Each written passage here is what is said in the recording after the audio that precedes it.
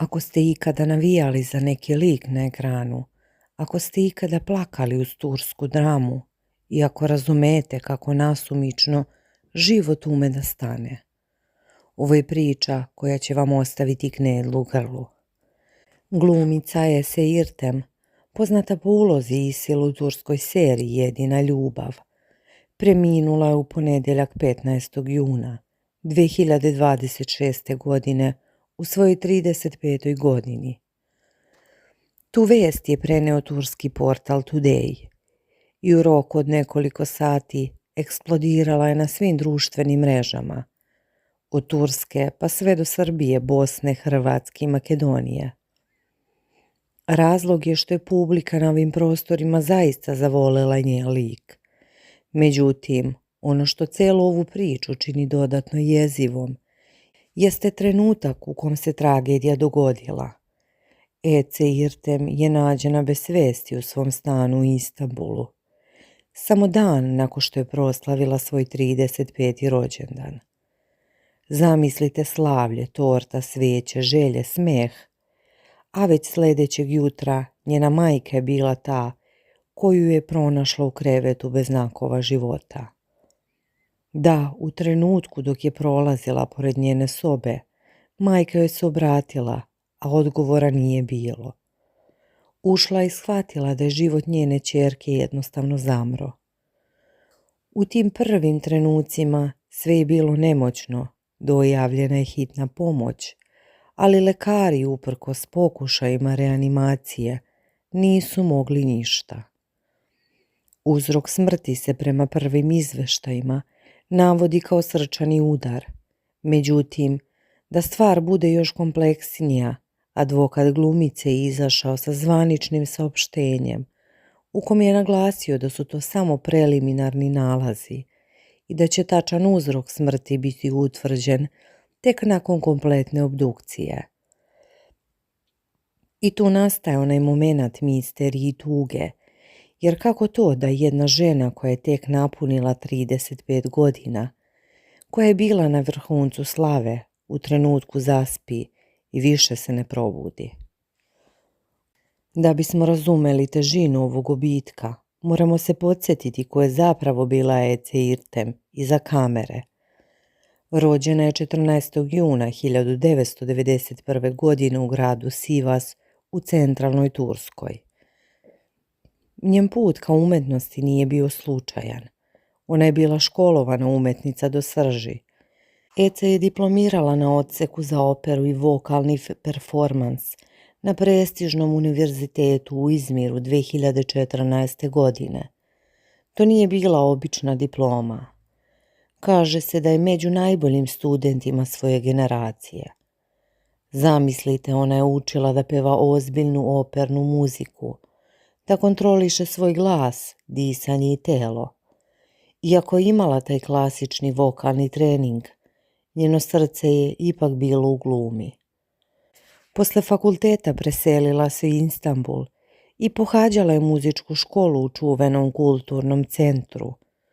Tu su joj predavali velikani. Zanimljivo, ona od malih nogu bila izuzetno aktivno dete. Paralelno sa školom bavila se atletikom. Bila je trkač i pisala je skečeve za školske priredbe. Dakle, kreativnost joj je bukvalno tekla venama. Pre nego što je postala prepoznatljiva kao Isil, Ece je odigrala niz zapaženih uloga u popularnim serijama. Pojavila se u seriji Mlada, zatim Pogrešni gospodin, Zatvorenik, Zabranjena jabuka, Miris kovčega. Također pojavila se i na filmu u naslovima kao što je Zengo i u Netflixovom kriminalističkom trileru iz 2024. godine pod nazivom 10 Days of a Serious Man. Znači, ovo nije bila neka novačnica koja je dobila jednu ulogu i nestala. Ece je bila ozbiljna, cenjena i iskusna glumica. Ali trenutak koji ju je kapitulirao u zvezde širom sveta dogodio se početkom 2025. godine, tačnije 17. januara. Kada je proslavila serija jedina ljubav. I tu je došla kao svež vetar, njen lik Isil u početku delovao kao sporedna priča. Isil je najbolja prijateljica Kivilčim, koja dolazi da konkuriše za posao u novom hotelu. Međutim, Ece uspjela da od jedne obične prijateljice napravi lik koji je publika obožavala zbog njenog bunta, zbog načina na koji je branila svoje stavove, zbog one suptilne tuge koju je nosila u očima. Nije čudo što su ljudi na ulicama Istanbula počeli da je prepoznaju i dobacuju joj ime Isil. A sada dolazimo do onog dela koji će vas ostaviti bez daha.